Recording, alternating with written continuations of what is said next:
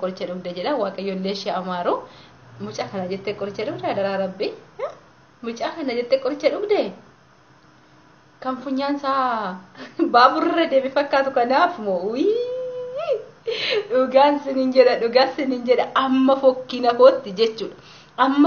kootti jechuudha mucaa kana dubartiin kan ishin ittiin bishaan galgala naara fokaate gadi baatu jira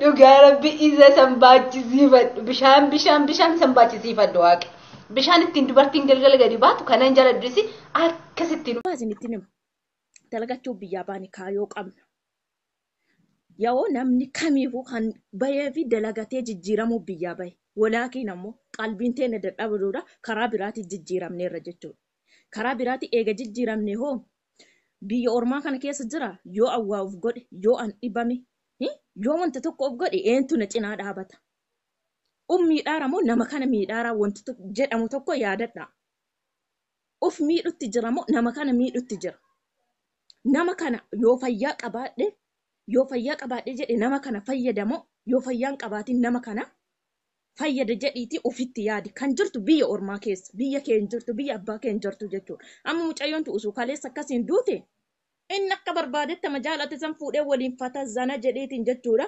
irra ammoo asirra geerara jechuudha asirra fiiga jechuudha isiinoo rabbii ofiillee dhabde addunyaallee dhabde akiraallee dhabde jechuudha ta rabbiillee dhabde tan ammoo akiraaf addunyaallee dhabde isiin jiruu ofiillee dhabde azaabatti dirgimii taate inni ammoo akka barbaade nyaatee dhuga isa miitani deema abboon gowwoomina haadha tokko jala dhiirri sagalee abboo wallaan gowwoomina shamarran teenya isinitti nima dhageeffadha deema abboo yoo inni fuula sitti guuree jedhe fuulatti guurii biraa garagal tokkoffaa isinitti nima shamarran teenya isinitti nima dhageeffadha tokkoffaa dhiiraan si jaaladhen jedhi jaalala isaa itti ibsatiin ila sitti nima dhageeffadha hamma feete jaaladhu bokoki garaa keessatti haa bokokuula bokoki ukkaamami malee dhiira si jaaladheera jettee ittiin himin kala sutti jedhi cadhis jaalatte miti ittiin agarsiisin jaalala isaaf qabdu san gaafa jaalala isaaf qabdu san itti agarsiifteetiin jette ammoo inni mataarra si bahee sirra ficcaanuu deema suuraa isaa fuutee profaayilii irra kaatiin gaafa suuraa isaa fuutee profaayilii irra kaatti isii ana malee nama biraa hin jaalattu jedhe sirra harkaata godha ufuma keessanii mataarratti uf hin baasina mataarra ba'aa dhaabadhaa dhiira abboo akkas malee hin jaalattu dhiirri maal abboo bara hunda dhiiruman nurra taphata dubartiin tokko dhiirri tokko waa gooteen hin dhagaamu dhiirumatti dubartii tokko waa godhee dhageenna nu seenaa hojjannu isaa yoo seenaa nurratti daladde dhiiro wallahi dhugaadhum nu seenaan dalannu isaanumatu seenaa nurratti dalaga isaanuma mallaqa kenna nyaata isaanumatu ammoo jechuudha jaalalaan nu sakaalee nu biraa garagala isaanumatu viidiyoo kenna raasaa gadi baasa yaa ijoollee shamaraa baddanii jirtanii biyyee nyaadhaa isin wallahi billahi jechuudha irratti dalaguu qabda nama gubanne dhiirri oromoo akkas malee salphisan malee didaa jira haga yoomii nu salphisa dhiirri oromoo nu hoon salphifnu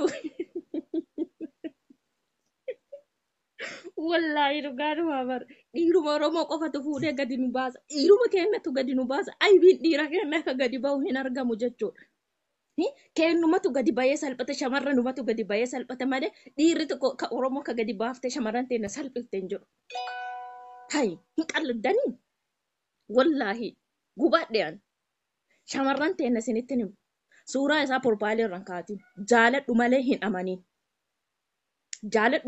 amanin jaalattuu beekta malee jaalatamuu hin beektu ittuuf hin kennin hay maal gaamni ati jaalala kenniteefi jettu gaafa harkaan gaattee haatiniif abbaan kan keessi gabbaree jechuudha funya bar wanti nu gabbarri haa qaala'uu jennuuf isii kanaa bar gaafa gabbarattiin qaalofte isinitti animaa dhageeffadha gaafa gabbarattiin qaalofte isii kana ila sirritti gadi qabee gabbareetiin fuudhe achi gara malsii tokko sitti hin deeffatu gadi jedhee horata kanaaf gabbarri qaala'uu qabaa jennanu kanaaf gabbarri dabalamuu qabaa jennanu nu beekuu diddan malee dhiirri oromoo yoo gabbarri qaala'e malee shamarran teenya kufee gadi cabee akka isin jettetti horatu gabbarri itti nuuf fuufuu qaba la ammallee jedha gabbarri itti fuufuu qaba kana malee dhiirri oromoo wanta dandeessi gadi danda'amtuun gadi jettuun hin jirtu gabbarri dabalamuu qaba yoo gabbaree yoo waan qabutti kutateetiin jedhe shamarran teenya gadi jedhee horata jechuudha yookaan jaalala qabsiisee biraata biraa faana luka isaa irra raafatee faana fiigatan biraa faana jechuudha.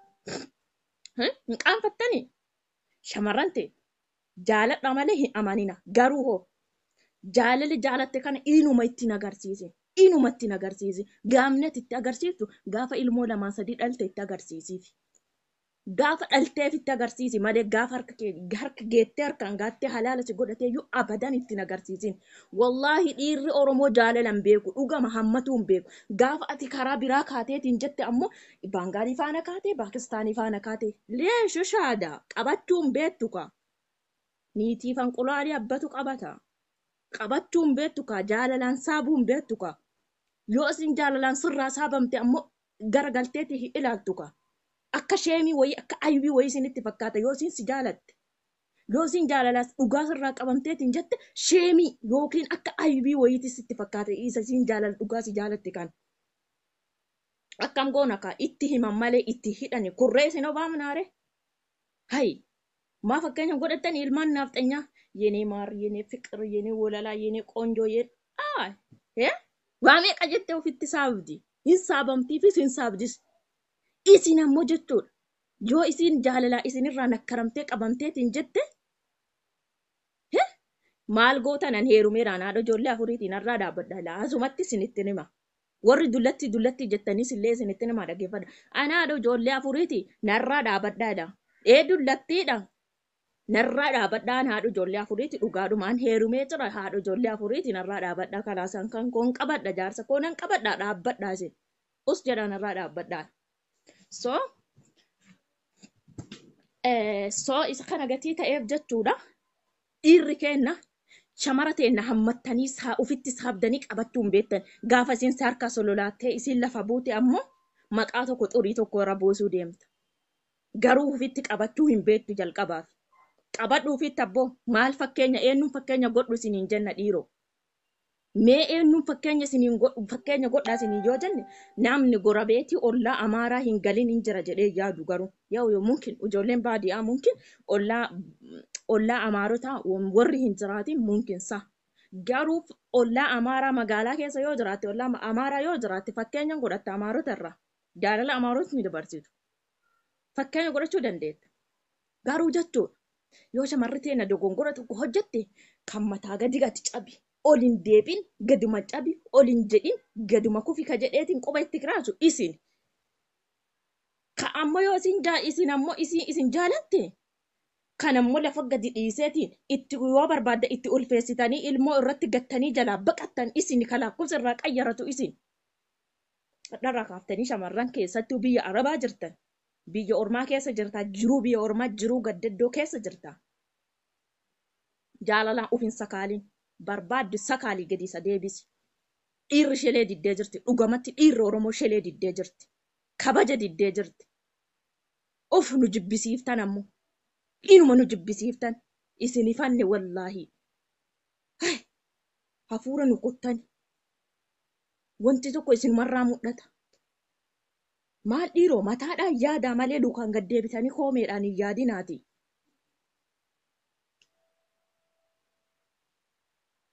Alhamdulillah baga dulloome yaa rabbii koo galanni keen badi wallahi yaa rabbii koo kan umurii koo sadarkaa kanaan nu nageette alhamdulillah ati ammoo jechuudha anaa dullattii tanaan geettu jazbaanni dullattii naan jettu deemsanu suuraa jawweerra kaayattee jeeneraalee Oromootish sagate bukkee ati ammoo bukkee wayiiti ta'uun ooltu deem bukkuma keetiif si jalaa kuttii dhalaan ishii baalageen nama dubbachiifti deemi uuf maraan mari'ate ammoo mastashafaa deemiitiif qoradhu.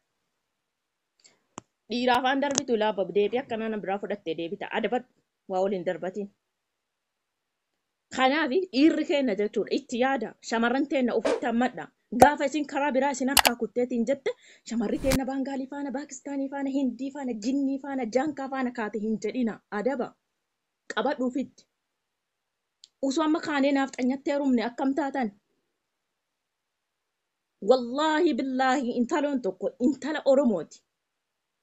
Hiriyyaa kootiin doo duutee argamti malee duutee baddi malee ijoolleedhuma Oromoo assalaam alaikum jettee ijoollee Oromoon dubbiftu. Ka isiin waliin ooltu ijoollee naaf xanyaatti. Jireenya addunyaa jiraadhu kanarratti jette. maamnaaf dhanyaa sobsiiftaan jedheen jireenya addunyaa jiraadhu hamma jiru tana keessatti jedhe jaalala akka dammaa mi'ooftu dabarsuu barbaada. Ijoolleen Oromoo jaalalan beekanii. Yoo atis jaaladheera jette karaa bilginnaa karaa biraatitti si fudhatu. Sila kana gatii ta'eef ammoo hamma jiru jaalala gaarii yeroo gaarii laayivii gaarii jara waliin yoo dabarse hoo jette. Shamarran ta'een akkana isinirraa baqatutti jirti. Eessaan isin dhiyaatti? Eessaan rakkoo ofii isinitti maddi? Rakkoo ofii eessaan isin ibsattee isinitti mee isinuu kun akkanarraa saggattanii kilooriksii obaasaa jirtanii shamarran ta'een ija kanaan. Kilooriksii miti filaashii dhuguu deemtani ganaa filaashii dhuddanii jechuudha. Haadha teessanillee biyya qalbii isii rarraasuu deemtan. Abbaa keessanillee maatii keessanillee biyyatti ammoo qalbii isaanii raasuu deemtan. Ati tan teete asii kilooriksii ofitti ol naqeeti. Haxa jedhee achicciti isa miidhaa taseeti moo? Isa miidhamaa jira. Uf miidhaa jirta of hubadhu. Isarraa wanti hir'atu takka hin jiru. Garaa kutadha abbo. Garaa akka isaanii san godhadha. Tabbaatu maa yoo godhanne maaltu nurraa hir'atama? Akkuma isaanii ja'a sagalii dhalannee nu ja'a torba dhalannee isaan ja'a sagalii dhalattee maaltu isaanii gadi nu godhinu? Wallaahi maalumatu isaanii gadi nu godheetiini yeroo hunda imimmaanuma boonnanu. Yeroo hundi isaanuma jala maaliif kumnanu? Kanaafi gabaabama shamarran teenna isinii wanti ani isinii dhaamu tokkoffaa isinitti hima. Dhiira jaalatte hiriyyaa kee hin barsiisin. Dhiira jaalatteetiin jette hiriyyaa kee isa shamaraan barsiisin. Hiriyyaa kee isa shamaraan barsiisin. Hiriyyaan shamaraa summiidha. Hunda miti. Hiriyyaan gaareenis jirti. Hiriyyaan ammoo yartuun ammoo bofa marga keessaallee jirti. Dhiira kan kee kan jaalatte nama jaalatte tokko hin barsiisin hiriyyaa kooti jettee amantee. Hin barsiisin summiidha. Sadarkaa nyaachuuf deemti. Sadarkaa fudhachuuf deemti. Addaan si baasuuf deemti. Ufeegaa wanta akkanaa irraa hiriyyaa kooti jettee dhiirsa kan kee adurree fi foon walirra gattaati. Adurree foon wal barsiifta. Dhiira jechuun gaaddidduudha. Gaaddidduunii fi dhiirri jechuudha. Gaaddidduuniif gaggabdooni bakka hin qabduuyyu jechuudha. Dhiirriniif gaggabdoon bakka hin qabdu. Namni gaggabdoo qabu tokko bakkuma argetti kufa. Bakkuma itti dhuftetti lafa dhaa. Dhiirris akkasi. Dhugama jirtu walitti himna. Gaggabdoonii fi namni gaggabdoo qabuu fi dhiirri garaagarummaa hin qabduuyyu. Maaliif? Shamara tokko argite taana abadan abiduun dhiirri biraan darbituuyyu. Sila kana gatii ta'ee fi uf qusadhaa. Dhiirsa kan kee qabadhuufitti. Ati sammuu shamarran jechuudha. Ijoollee dhiiraa ofirraa wixirgootee akka inni dhaqee ka biraa jaalatu hin godhin. Qabadhu hammadhu kalaas dhiirsa kan keeti bultii kan keeti halaala keeti miti. Qabadhu kalaas. Dhiirsa haadhatu qabata. Haadha manaatitti qabataa qabadhu. Kanaafi wantan isinii dhaamu. Jaalatte miti dhabde miti duraan dursee wantin shamarran kennaa isinii dhaamuu barbaadu. Jaaladheera jettee of ittiin kennini jaalala ammoo keessa buutee ammoo ittiin seentee mataan dirgim keessa hin jedhin mataan gaafa keessa seente wuxxifattee keessaa bahuu hin dandeettu. Filaashii dhuguu kilooriksii dhuguudha chaansiin keessii kana qofaadha. Si'a kana gatii ta'eefi jaalachuu kan kee ittiin agarsiisin. Jaalachuu kan keessitti agarsiisu. Maal? Eenyu gadi. Eenyu gadi. Innis isa kaalee ka'ee gaafati isa kaalamteetiin jette ammoo dhaqee kan biraas irratti jaalata. Kan miidhamusi. Dhiirri onnee 3-4 qabdii bar. Garuu onneen shamaraa takkittiidhuma san. Kana gatii ta'eef shamarran kenna uf qusadhu. Wanti rakkoon shamara tokko muudate si'iif barnoota ta'uu qaba. Rakkoon shamara tokko irra gaheetiin jedhe si'iif ammoo barnoota ta'uu qaba. Barnoota godhadhu, hubadhu, kaayyoo biyyaa baatee beeki. Kaayyoo biyyaa baatee beeki yeroo siin jedhu biyya ormaa keessa yoo jiraatte namni sitti birmatu hin jiru. Namni rakkoo kan kee kana si hubatu hin jiru. Mucayyee tanarra qoosaa jiran baay'ee qoosutti jira namni tokko jechuudha. Dhibamuu kan kee jechuudha situ beeka malee inni sun siin beekuu. Rakkattu gaafati rakkatteetiin jette jechuudha. Usuu dhukkuba biraatiif dhibamte homaa miti. Garuu dhukkuba jaalalaa kaati dhibamteef kana namni dhukkubsatee arge siif hubata. Ka dhukkubsatee an argine sitti qoosa. Garuu mucayyoo sanarratti hin qoosina. Shamarran keenya kan gulanaatiifillee kan asachiitiifillee barnoota godhadha. Daftanii keessan bu'inaa hin miidhamtanii. Abbaaf gate namni gatee moo abbaaf gate araanni gatee jedhan. gaafati ufgattee jette eentu si qabame uf qusadha jaalachuu wama jiraati namni hin jaalatamin namni hin jaalannes hin jiru jaalalli uumaa rabbiiti rabbitu uume jaalala hundi keenyaa mudannoo qabna hundi keenyaa jaalannee dhabneerrasi jaalannee arganneerrasi wan jaalalli waanuma jiru laakiin ammoo biyya ormaa keessa jirtaa hin miidhamtaa of qusadhu rakkoon tokko yoo sirra gahe takkaa nama si dhaqqabu argachuu dandeetta takkaa nama si cinaa dhaabatu argachuu dandeetta takkaa dhabuu dandeetta sila kana gatii ta'eefi uf qusadhaa shamarran keenya dhiirri keenyallee hubadhaafi shamarran si jaaladhe jettu ittiin boonina akka ammoo qoosaa yookiin akka aybii akka sheemii akka safuu tokkootti ittiin fudhatina hubadhaafi yeroo amma shamara si jaaladhe siin jettu shamara dhugaan si jaaladhe jettu yookiin argachuu dandeetta yookiin dhabuu dandeetta garuu ta dhugaan si jaaladhe jettu ittiin safiin ittiin boonin qabadhu hin argattuuyyu jaalala jechuun badhaasa rabbiiti jaalala dhugaa namni argate nama badhaasa rabbii argate jechuudha jaalalli badhaasa meeqatu jaalala dhugaa dhabeetiin mataan isaa garagalutti jira jechuudha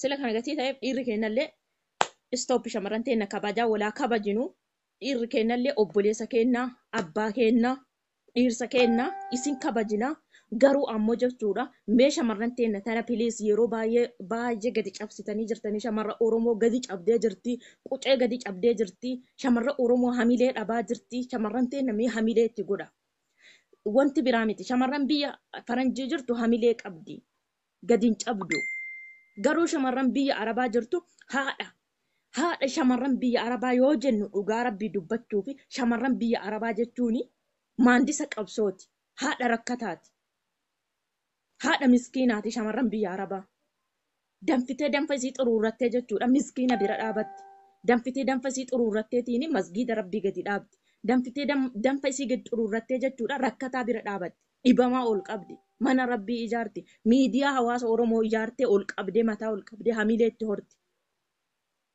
yeroo isin asin qucee keenya gadi cabsisan eessaa mataa ol qabanna reenuushi mee warri biyya Arabaa jirtan kun waa sanaxxalaa waa baradhaa waa hubadhaati shamarran teenya sana shamarran biyya Eeshiyaa jirtu tun maaliif shamarran biyya faranjiitii gadi taati hamilee isaanii ol qabu bar warri faranjii achi asitti nu hawwa warri faranjii ammoo achi asitti nu hawwa isin ammoo asin nurratti qoostan warri biyya daasporaa jiru kun achi asitti nu hawwa jechuudha isaan nu hawwanii isin ammoo asin nurra deemten caammaadhaan qeerroo arsii ciqa bayasi bukkee wayi dhiirri bukkeen afaan hin darbatina us jedhi bana jala